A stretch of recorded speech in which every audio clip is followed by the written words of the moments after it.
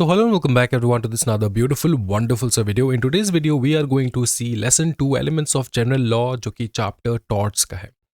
Element of general law का एक बहुत ही ज़्यादा इंटरेस्टिंग पोर्शन होगा टॉर्ट्स. इसी के साथ साथ एक इंटरेस्टिंग पोर्शन और होगा जो कि है कॉन्ट्रैक्ट लॉ का चैप्टर, और ये है टॉर्ट्स का चैप्टर. सबसे पहले टॉर्ट खत्म करेंगे, उसके बाद जाएंगे कॉन्ट्रैक्ट लॉ में. टॉर्ट का जो चैप्टर है ये आपको दो स्टेजेस में देखने को मिलेगा. एक है CSET में आपको मिलेगा, EET में तो मिलेगा ही, EET में एंड एग्जीक्यूटिव में भी आपको टॉर्ट का चैप्टर देखने को मिलेगा.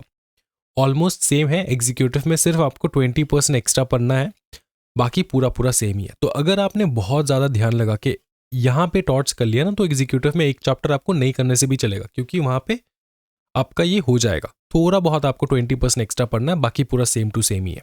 ठीक है, तो सबसे पहले हम लोग जानेंगे सर कि टॉर्ट क्या है. Tort, what is tort? ये चैप्टर किस बारे में बात करता है? ये चैप्टर बात करता है सिविल रॉन्ग के बारे में. सिविल रॉन्ग के बारे में ये चैप्टर बात करता है, सिविल रॉन्ग के बारे में. अब ये जो टॉर्ट है, टॉर्ट का मतलब ही है रॉन्ग. टॉर्ट का मतलब ही है रॉन्ग. ये एक फ्रेंच वर्ड है, इसका मतलब है रॉन्ग, और लैटिन टर्म में हम उसको कहते हैं टॉर्टम. ठीक है, टॉर्ट का मतलब ही है रॉन्ग. अब ये जो रॉन्ग है ये सिविल मैटर में गिरता है, ना कि क्रिमिनल मैटर में. सर डिफरेंस क्या है?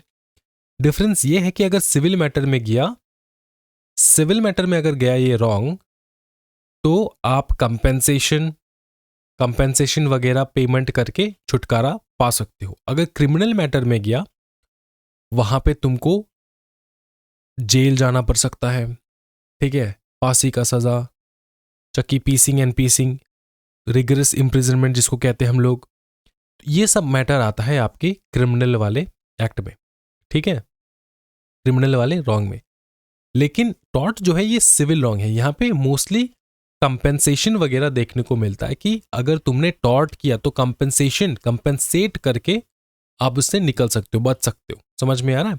कंपेंसेशन जो है वो आपको भुगतान करना है. जो भी भुगतान हुआ है उसके बदले में आपको क्या करना है? कंपेंसेशन पेमेंट करना होता है टॉर्ट में. ये तुमको एक बेसिक बाउंड्री, बॉर्डर लाइन जो है ये तुमको समझ लेना है कि टॉर्ट वाले चैप्टर में हम लोग क्या देखने को मिलेगा. टॉर्ट वाले चैप्टर में आपको डे टू डे जिंदगी में जो कुछ भी रॉन्ग वगैरह होता है, सिविल रॉन्ग होता है, सिविल गलतियां होते हैं लोगों से, उसके मैटर में अपने को देखने को मिलता है. हम लोग यहाँ पर सीखेंगे कि किसी और की गलती की वजह से भी हम लोग पकड़े जा सकते हैं, अपने को पनिशमेंट मिल सकता है. ये भी हमको लोग देखेंगे, तो इसको बहुत अच्छे से समझना है. टॉर्ट क्या है? ये एक फ्रेंच वर्ड है जिसका मतलब होता है रॉन्ग, और लैटिन टर्म में इसको हम लोग कहते हैं टॉर्टम. A tort means a wrong, but not all wrong are tort. हर गलत काम टॉर्ट नहीं होता, लेकिन टॉर्ट का मतलब गलत काम है, रॉन्ग है. A tort means wrong. Tort का मतलब है रॉन्ग, लेकिन हर रॉन्ग टॉर्ट नहीं होता. क्यों नहीं होता हर रॉन्ग टॉर्ट? क्योंकि रॉन्ग जो है ना ये ब्रॉडर टर्म है. रॉन्ग जो है ये ब्रॉडर टर्म है. इसमें तुम्हारा टॉर्ट वाला जो सिविल रॉन्ग है वो भी आएगा, और क्रिमिनल वाला रॉन्ग जो है वो भी आएगा रॉन्ग में. तो यहाँ पे बताया जा रहा है कि हर जो गलती है ना, हर जो रॉन्ग है वो सिर्फ टॉर्ट नहीं होता, वो कुछ अलग भी हो सकता है. ठीक है, हर टॉर्ट रॉन्ग जरूर है, लेकिन हर रॉन्ग टॉर्ट नहीं है. ठीक है, tort are a type of civil wrong different from criminal wrongs. Wrong in the law are categorized as public wrong and private wrong. Public wrong जैसे कि violation of public law. ठीक है, offenses against the state, मतलब state के against तुमने कुछ offense किया. State मतलब सर यहाँ पे government. ठीक है, government, country. ठीक है, state के against तुमने कुछ गलत किया. Private wrong मतलब breaches of private law, wrong against individuals. अच्छा, ब्रीचेस ऑफ प्राइवेट लॉ का मतलब सर समझे नहीं. ब्रीचेस ऑफ प्राइवेट लॉ का मतलब क्या होता है? प्राइवेट लॉ का मतलब ये होता है जो तुम्हारा प्राइवेट अधिकार है उसको किसी ने छीन लिया. पकड़ लो, तुम्हारा अधिकार है कि नहीं, तुम अपने घर में जाके आराम से सो सकते हो. हाँ जी, हाँ अधिकार है. कोई दूसरा इंसान अगर तुम्हारे घर में घुस जाए तो तुम्हारा अधिकार छीन रहा है ना.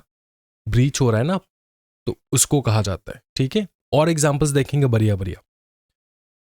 रॉन्ग अगेंस्ट इंडिविजुअल्स, किसी भी इंसान के अगेंस्ट कोई अगर रॉन्ग हो रहा है तो प्राइवेट रॉन्ग है। पब्लिक रॉन्ग्स और crimes are punishable under penal law. Public wrong जो है, जो कि violation of public law, state के अगेंस्ट कुछ करना, ये बड़े बड़े चीज जो है ये पेनल लॉ के अंदर पनिशमेंट मिलता है इसको, पेनल लॉ के अंदर। इंडियन पेनल कोड, बहुत सारे कोड है, बहुत सारे लॉस है, आपको पढ़ने को मिलेगा। CACT में हम लोग सिर्फ टॉट करेंगे, एग्जीक्यूटिव में बहुत कुछ देखेंगे। इंडियन पेनल कोड, IPC कहते हैं। ठीक है, क्रिमिनल प्रोसीजर कोड, CPC। ठीक है, या तो CRPC क्या कहा जाता है वैसे। ठीक है, criminal procedure code, IPC, Indian penal code, civil procedure code, CPC, इसको कहा जाता है सिविल प्रोसीजर कोड। ठीक है, इस प्रकार के कोड्स हम लोग देखेंगे। पब्लिक रॉन्ग किसके अंदर आता है? Indian penal code. Penal code क्या है सर? पेनल कोड पेनल्टी वाला, कि कहाँ पे कितना फाइन, कितना चार्जेस, कितना जुर्माना वगैरह वगैरह, ये पेनल कोड पेनल्टी में लिखा होता है, पेनल कोड में। ठीक है, हम लोग क्या कर रहे हैं? हम लोग कर रहे हैं टॉर्ट। ठीक है, टॉर्ट करें। टॉर्ट एक प्रकार का सिविल रॉन्ग है, जो कि बहुत सीरियस मैटर नहीं होता। सिविल रॉन्ग है, बहुत सीरियस मैटर नहीं है। ये डे टू डे एक्टिविटीज में जो गलती होता है उसको डील करने के लिए हम लोग टॉर्ट पढ़ते हैं। समझ में आ रहा है? टॉर्ट का हेल्प लेते हैं। ठीक है, एग्जाम्पल के तौर पे देखो, a store owner neglected to place a warning sign on a wet floor leading to a customers slipping, falling and getting injured. पकड़ लो ये इंसान। ठीक है, ये एक नॉर्मल शॉप में घुसा। ठीक है, और यहाँ पे जो एरिया था ना पूरा भीगा हुआ था और उसने देखा नहीं, और यहाँ पे कोई साइन बोर्ड भी नहीं है कि वेट फ्लोर, आगे अच्छे से देख के जाना। ठीक है, ये पब्लिक लोग तो आएंगे आपके दुकान में। तो ये जो नेग्लिजेंस है जो ओनर ने किया, कि यहाँ पे कोई साइन वगैरह नहीं है कि यहाँ ये वाला फ्लोर वेट है, ये इंसान गिर गया। गिरने के बाद चोट आया इसको, चोट आने के बाद इसको हार्म हुआ ना। समझ में आ रहा है? तो ये टॉर्ट के अंदर आ जाता है। समझ में आ रहा है? डिटेल्स देखो। Negligent act, the store owner failure to put up a warning sign, यह है नेग्लिजेंट एक्ट। किसने किया? स्टोर ओनर ने नेग्लिजेंट एक्ट किया, नेग्लेक्ट किया। Harm caused, the customer suffered physical injury, गिर गया, घुटना उठना छिल गया। Legal duty, the store owner had a duty to maintain a safe environment for the customers. तो जो भी स्टोर का ओनर था उसका ड्यूटी क्या था? वो मेंटेन करे कि उसके कस्टमर्स को सेफ एनवायरनमेंट मिले, ऐसा वेट फ्लोर ना मिले। राइट? ब्रीच ऑफ ड्यूटी हुआ कि नहीं? मतलब जो ड्यूटी था वो ड्यूटी जो है वो तो भंग हो गया, ड्यूटी जो है वो फुलफिल नहीं हुआ। तो breach of duty, by not warning about the wet floor the store owner breached that duty, resulting injury, the injury sustained by the customer was a direct result of the breach. Customer को injury इस कारण वर्ष हुआ क्योंकि wait floor जो है यहाँ पे कोई साइन बोर्ड नहीं था, उसने नहीं देखा और उसने फिसल गया। अब इसके अगेंस्ट लीगल एक्शन क्या होना चाहिए? The injured customer can sue the store owner for negligence. समझ में आ रहा है? Seeking compensation for medical expenses, pain and suffering. अब अगर आप डे टू डे लाइफ में तुम गए किसी शॉपिंग मॉल वगैरह में, वेट फ्लोर था, ठीक है, तुम गिर गए, गिर के तुम्हारा घुटना छिल गया, तुमको इमीडिएटली हॉस्पिटल लेकर जाना पड़ा। तुम तो छोड़ दोगे, तुम तो सोचोगे कि यार ये मेरा ही गलती था, मैंने ध्यान नहीं दिया। राइट? लेकिन तुम अपने राइट्स को नहीं पता तुमको, ये टॉर्ट में आता है। तुम्हारा पूरा हक है कि तुम कंप्लेंट करो, क्योंकि वहाँ पे साइन बोर्ड नहीं था कि ये वेट फ्लोर है, और उनका ड्यूटी था, ये नेग्लिजेंस जो है उनके तरफ से हुआ है। तो you can file a case against the mall owner. Outcome देखो, if the court finds the store owner liable, court को अगर लगा कि स्टोर ओनर जो है वो लाइबल है क्योंकि उन्होंने साइन बोर्ड नहीं लगवाया, they will be required to compensate the injured customer. तो आपको कंपेंसेशन करना होगा इंजर्ड कस्टमर को। याद रखना, टॉर्ट में 99.9% ऑफ द केसेस कंपेंसेशन ही होता है। क्योंकि ये बहुत बड़ा क्राइम नहीं होता, तुम नेग्लिजेंट थे, तुमने ध्यान नहीं दिया, ये एक प्रकार का क्या है बताओ ना, रॉन्ग है, गलत काम है। लेकिन बहुत बड़ा है क्या? नहीं, बहुत बड़ा तो नहीं है, इसलिए कंपेंसेशन दे के तुमको छोड़ दिया जाएगा। कंपेंसेशन इन्हीं को देना क्योंकि इन्होंने अपना घुटना छिलवा लिया, ठीक है, खून निकल रहा है, दर्द में है बेचारे, क्योंकि वो गिर गए तुम्हारी दुकान में, समझ में आ रहा है? तो इसमें आ जाएगा क्या बताओ, स्टोर ओनर का गलती, एंड ये टॉर्ट के अंदर काउंट होगा। एग्जाम्पल समझ में आ चुका है, टॉर्ट क्या है नहीं है, पूरा क्लियर हो चुका है। कुछ भी किसी भी प्रकार का डाउट हो तो ये वीडियोस यूट्यूब के ऊपर जा रहे हैं, ऑब्वियसली आपको कमेंट सेक्शन में कमेंट्स में पूछ लेना, ठीक है। और यहाँ पे आपको कुछ नंबर्स डिस्प्ले हो रहे होंगे, यहाँ पे इस पोर्शन पे आपको इन नंबर्स पे मैसेज कर देना है, और हमारे फ्री टेलीग्राम जो ग्रुप है वहाँ पर भी ज्वाइन कर लेना, सो दैट आप वहाँ पे क्वेश्चंस पुट कर पाओ। कोई टेंशन नहीं लेना कि सर मैंने तो फीस पेमेंट नहीं किया इसलिए क्या सर मैं क्वेश्चन नहीं पूछूंगा, ऐसा नहीं है, ये फ्री ऑफ कॉस्ट है। तो you can ask any time, any doubt, any moment, ठीक है, कुछ भी डाउट है, एनीथिंग। नेक्स्ट देखो topic, what are the general conditions for constituting a tort. अब तुम्हारे दिमाग में ये चल रहा होगा, सर कोई भी चीज टॉर्ट है कि नहीं, अब हम लोग कैसे इसको डिटरमाइन करें।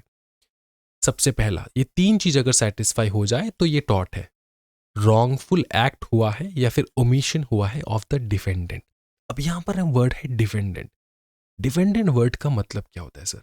डिफेंडेंट वर्ड का मतलब होता है जो बंदा अपने आप को डिफेंड कर रहा है। देखो किसी भी केस में ना, किसी भी केस में दो पार्टी होंगे, किसी भी केस में दो पार्टी होगा। पहले केस में होगा तुम्हारा, पहला बंदा होगा, पहला पार्टी होगा प्लेंटिफ, PLANTIFF, ठीक है, प्लेंटिफ।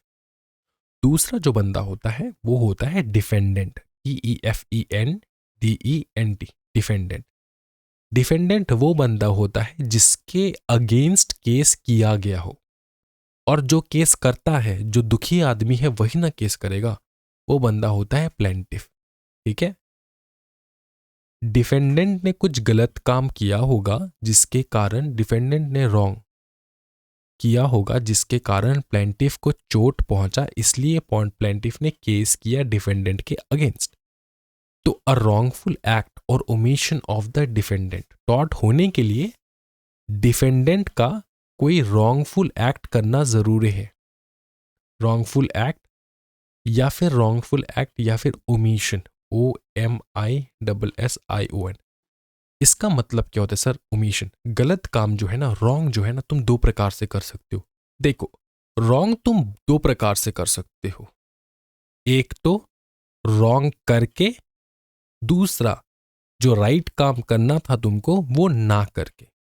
फॉर एग्जाम्पल मैं तुमको एक चीज बताता हूं, ये जो ऊपर में हम लोगों ने एग्जाम्पल देखा है ना, ये वेट फ्लोर का, तो ओनर जो था उसने क्या कुछ गलत काम किया है यहाँ पे, या फिर जो सही काम उसको करना था उसने वो नहीं किया? क्या उसने कुछ गलत काम किया है यहाँ पे? क्या उसने, ओनर ने क्या इसको धक्का मार दी? नहीं, गलत काम तो नहीं किया, रॉन्ग काम तो उसने किया नहीं है, उसने सही काम नहीं किया। सही काम क्या था?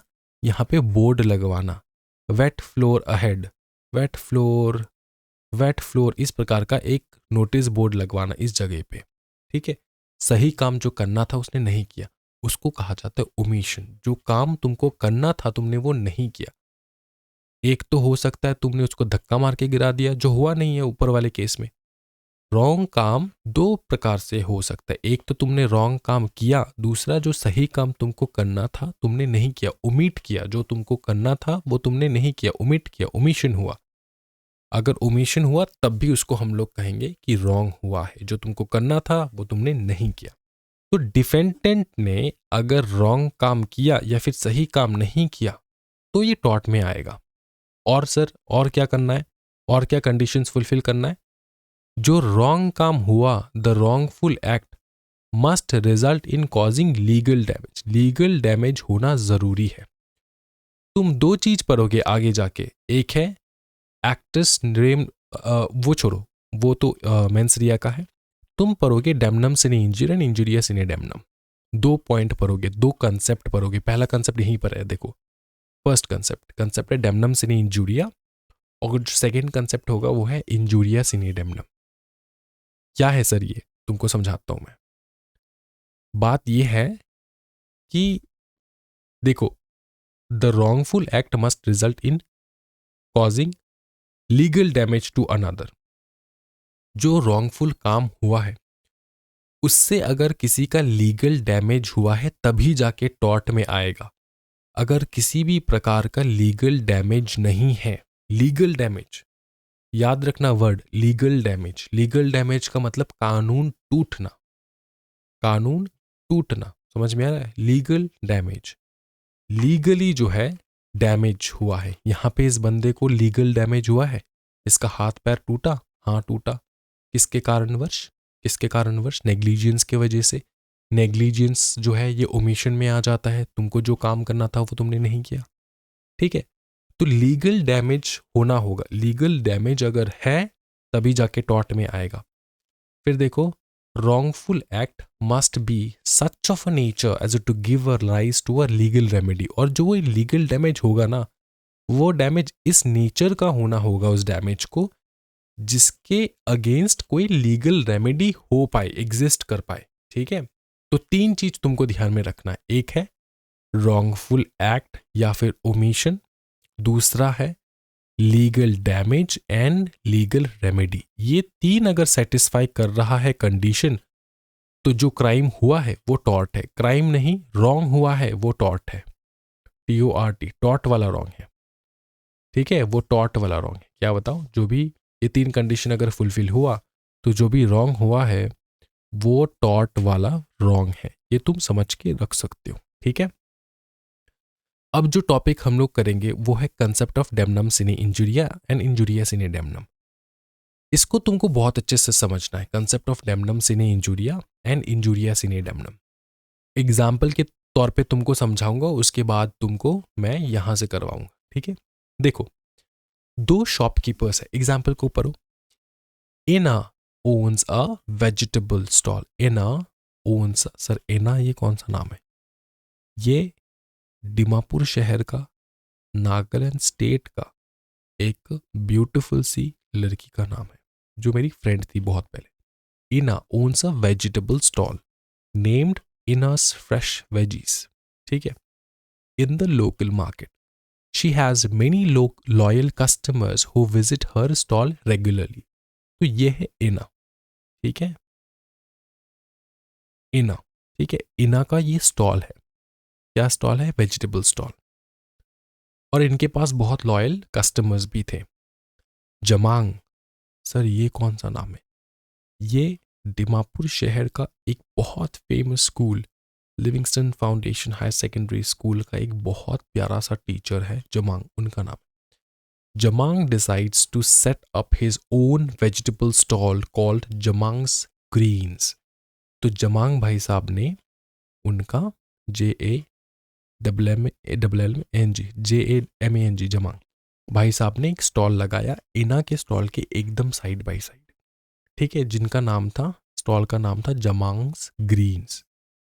Just a few stalls away from Ina, मतलब थोड़े ही डिस्टेंस में इसने लगाया। He offers a variety of fresh vegetables at a competitive price. Jamang भाई साहब बहुत फ्रेश वेजिटेबल्स प्रोवाइड करते हैं बहुत कॉम्पिटिटिव प्राइस में। इना अगर 10 रुपए में दे रही है तो जमांग सर 9 रुपए में दे रही है। As a result some of Ina's customer starts buying from Jamang. कुछ जो लॉयल कस्टमर्स थे इना का वो चले गए जमांग के पास, causing a decline in her sales and profit. तो इना का जो सेल्स एंड प्रॉफिट है वो डिक्लाइन हुआ। Although Ina faces a loss in profit due to Jamang's competition, she cannot sue him. Jamang is exercising his legal right to open and run his business. There is no infringement of Ina's legal rights since both vendors are operating legally. ठीक है? अब जो इना है ना, इनका क्या हुआ बताओ? इनका प्रॉफिट डिक्लाइन हुआ। क्या इनफ केस फाइल कर सकती है जमांग के अगेंस्ट कि हाँ तुम्हारे वजह से मेरा जो है डैमेज हुआ है? तो क्वेश्चन आता है क्या डैमेज हुआ है? आंसर है यस। क्या ये लीगल डैमेज है? क्या ये लीगल डैमेज है? जो डैमेज हुआ क्या है वो लीगली रिकॉग्नाइज्ड है? नहीं। ये डैमेज लीगल डैमेज नहीं है। लीगल डैमेज इसलिए नहीं है क्योंकि जमांग भाई साहब अपना दुकान अपनी जगह पे लगा रहे हैं एंड इना जो है वो अपना दुकान अपनी जगह पे लगा रही है।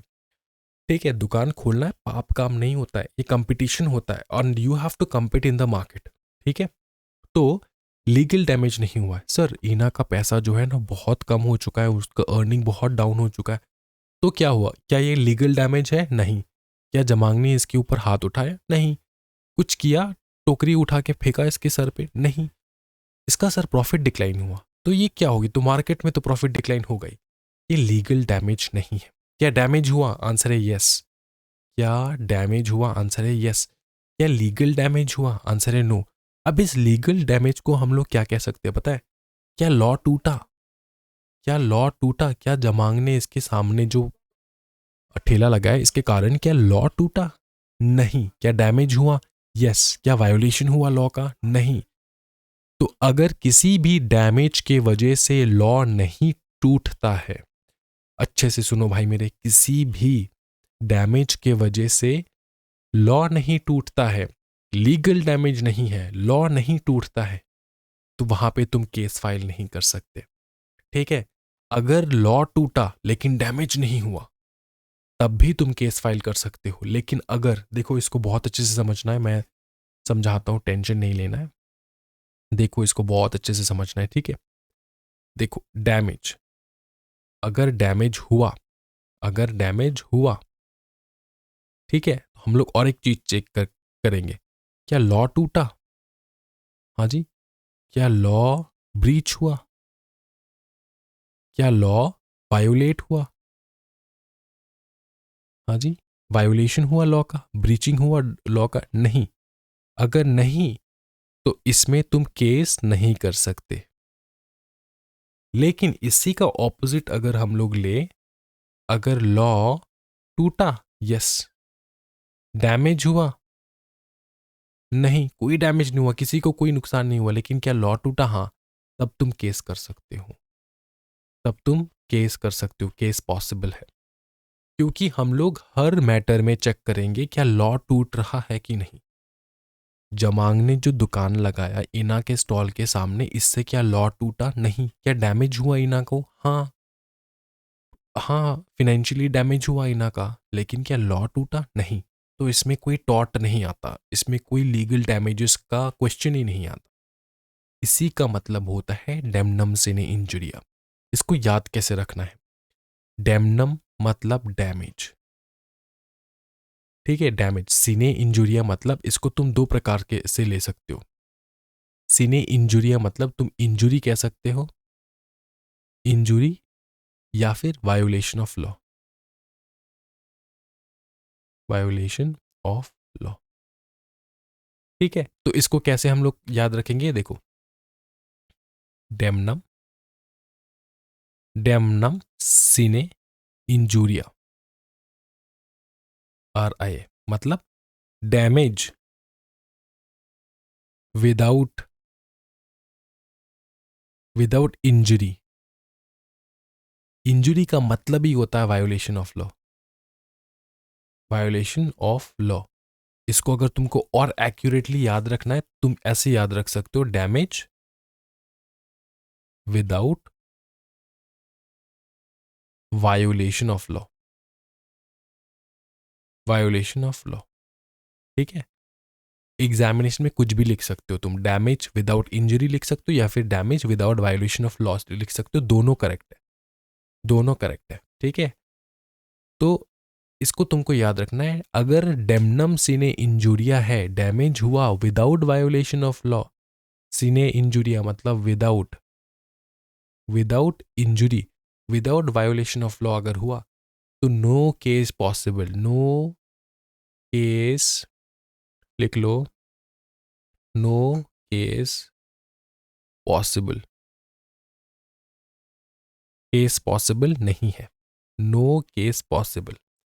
ठीक है, इसी का उल्टा आता है और एक, जिसको हम लोग कहते हैं इंजुरिया सीने डेमनम, इंजुरिया सीने डेमनम। इसका मतलब क्या होता है? मतलब इंजरी, इंजरी या तो लिख सकते हो इंजरी, या तुम क्या लिख सकते हो, violation of law, violation of law. Sine मतलब without,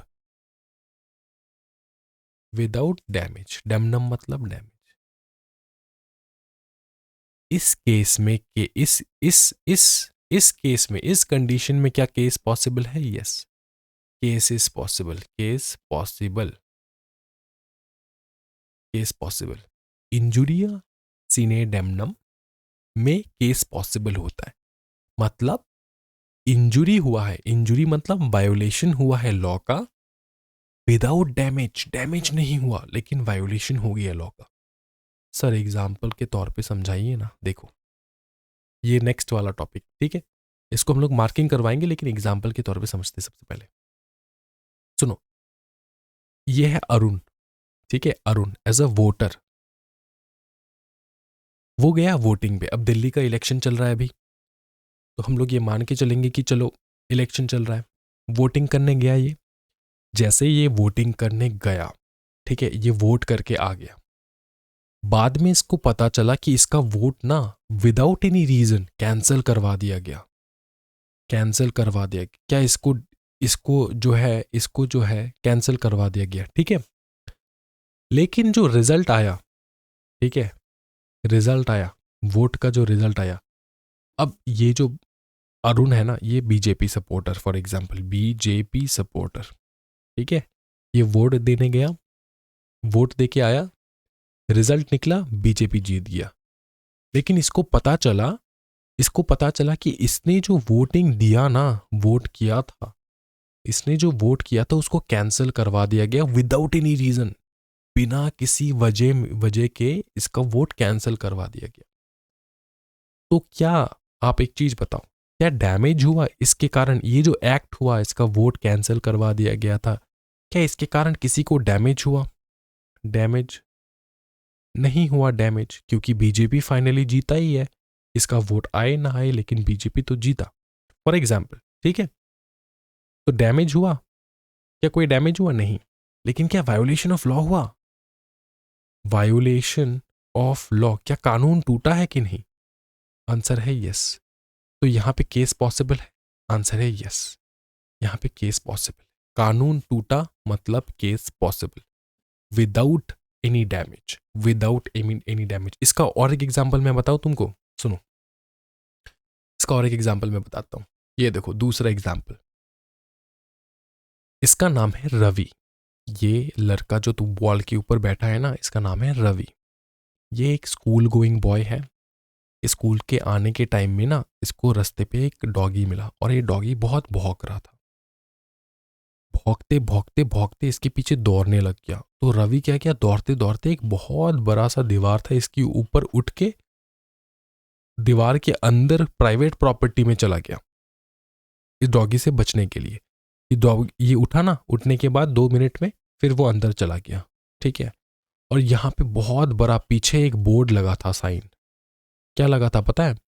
ट्रेसपासर्स will be fined, will be fined, मतलब किसी ने अगर विदाउट परमिशन हमारे बाउंड्री के अंदर घुसने की कोशिश की, उसको 10,000 रुपये का फाइन देना होगा। प्राइवेट प्रॉपर्टी में तुम लगा सकते हो, ये तुम्हारा प्राइवेट प्रॉपर्टी में तुम आराम से लगा सकते हो, कोई दिक्कत वाली बात नहीं है, ठीक है।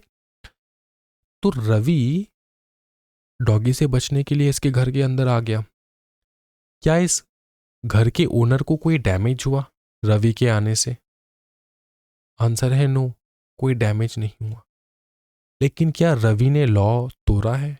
आंसर है यस, इंजुरी हुआ है। इंजुरी मतलब वो वाला इंजुरी नहीं की, मतलब पैर में चोट लगी है वो वाला इंजुरी, मतलब violation of law, violation of law. क्या लॉ टूटा है? आंसर है यस। तो डैमेज नहीं हुआ लेकिन लॉ जरूर टूटा है। अगर ऐसा है तो ये टॉर्ट में आएगा और केस पॉसिबल है, यस केस पॉसिबल। 10,000 रुपये इसको देना होगा। अगर इसने नहीं दिया तो जो ओनर है घर का मालिक, वो केस कर सकता है अंडर टॉर्ट। तो तुमको तो पता ही नहीं होगा ये सारा चीज, तुमको लग रहा होगा कि नहीं सर ये क्या फाइन, हम लोग भाग के चले आएंगे, तुम्हारे ऊपर केस हो सकता है। तुम्हारे ऊपर केस हो सकता है। क्या ये समझ में आ चुका है? ये 2 एग्जाम्पल आपका होमवर्क है, आपको अच्छे से रीड करना है। रीडिंग पोर्शन मैं दे रहा हूँ, ठीक है? एग्जाम्पल मैंने समझा दिया है, आपको सिर्फ घर में बैठ के रीड करना है। कल नेक्स्ट क्लास कल ही होगा यूट्यूब के ऊपर, वो मैं करवाऊंगा, देखूंगा कि किसको कितना आता है। कुछ MCQ क्वेश्चंस जो है मैंने फ्री ऑफ कॉस्ट हमारे टेलीग्राम ग्रुप में छोड़ देना है आज, एंड इसके आंसर्स के लिए मैं वेट करूंगा, आपको आंसर देना है। और ये MCQs जो है इसी टॉपिक के ऊपर होगा जो क्लास हम लोगों ने आज किया है। तो आज के वीडियो में इतना ही, ज़रूर सब्सक्राइब करना चैनल को। Thank you so much everyone, happy learning guys, bye bye, take care and जय हिंद।